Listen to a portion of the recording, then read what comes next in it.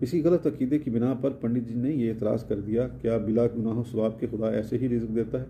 اور یہ نہ سمجھے کہ بے شک دیتا ہے، یہی کرم ہے، یہی شان خدائی ہے۔ یہ نہ ہو تو اس میں اور بندہ مجبور میں کیا فرق ہے؟ کیا ظلم ہے؟ اپنی سی مجبوری کو شان خدا سمجھا جا رہا ہے، اور جو دین پاک شان الہی بیان کرتا ہے اس پر جاہلانہ اعتراض کیے جاتے ہیں۔ اب رہا پنڈت جی کا یہ اعتراض کہ خدا کے لیے عطا و کرم یعنی بغیر عمل کے بخشش فرمانا ثابت کرنے سے لوگوں میں گناہوں کی جرات اور دلیری پیدا ہوگی، یہ بھی بالکل لغو ہے۔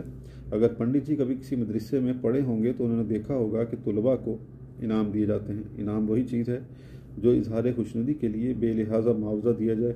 امیر اپنے نوکروں کو، حکومتیں اپنے ملازموں کو انعام دیتی ہیں، باوجود یہ کہ ان کے کام کا معاوضہ تنخواہ کی صورت میں انہیں مل جاتا ہے۔ پھر بھی انعام و اکرام، داد و دہش ہوتی رہتی ہے، اور یہ عام تجربہ ہے کہ جو لوگ مورد انعام و اکرام